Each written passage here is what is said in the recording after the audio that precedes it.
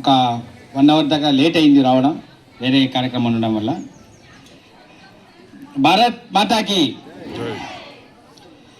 మీరు భోజనం చేస్తూ ఈ కార్యం వినొచ్చు, ఎందుకంటే మీకు లేట్ అయింది కాబట్టి.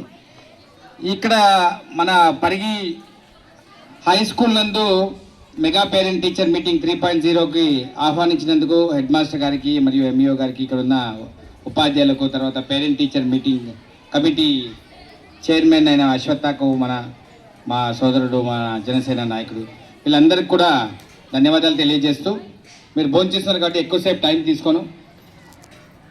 ఇక్కడ ఉన్న ఈ స్కూల్లో ఉన్న ఒక ప్రాబ్లం లాస్ట్ టైం చెప్పారు నాకు. ఇక్కడైతే ఏమైతే ఇక్కడ టాయిలెట్స్ అంటే మరుగుదొడ్లు లేవని ఒక విషయాన్ని చెప్పారు. దాని గురించి ఒక కంపెనీతో కూడా నేను మాట్లాడడం జరిగింది, బెంగళూరులో ఉన్న కంపెనీతో. వాళ్ళతో కూడా మొత్తం అన్ని కన్స్ట్రక్షన్ చేపిస్తాం. వాళ్ళది ఏమైనా డిలే అయినా కూడా మా ట్రస్ట్ ద్వారా అయినా కూడా చేయించడానికి సిద్ధంగా ఉన్నాం. మ్యాటర్ ఆఫ్ టైంలో చేపిస్తానని చెప్తున్నాను.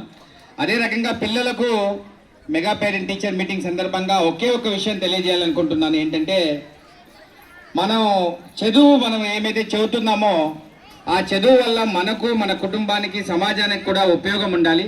ముఖ్యంగా ఈ మధ్య విషయం చూస్తుంటే యువతలో ఇంతకుముందు సినిమాల్లోనే ఉండేది ఈ గంజాయి అలవాట్లు, డ్రగ్స్ అలవాట్లు, ఈ తాగే అలవాట్లు, ఇవన్నీ ఇంతకుముందు సినిమాల్లో ఎక్కువగా ఉండేది. కానీ ఇప్పుడు పట్టణాల్లో, పల్లెల్లో అందరికి కూడా అయిపోయిందనమాట. ఆ రకంగా ఒక వ్యక్తి ఎంత ఉత్తముడైనా, ఎంత చదువుకున్న వాడైనా అతని గుణాలను, అతని అలవాట్లను, అతనికి ఉన్న అలవాట్లను కంట్రోల్ చేసుకోకపోతే అతను సక్సెస్ఫుల్ కాదు కదా.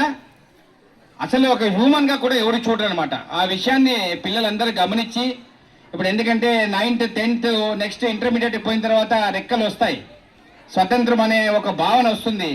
చెడు అలవాట్లు నేర్చుకోకుండా పిల్లలు ఉండాలి. అదే రకంగా ఒక వ్యక్తి ఎంత పెద్ద స్థాయికి వచ్చినా కూడా లక్ష్మణుడు చెప్తాడు, వ్రతంలో భంగమైనా పర్వాలేదు, కృతజ్ఞతలో భంగం ఉండకూడదని.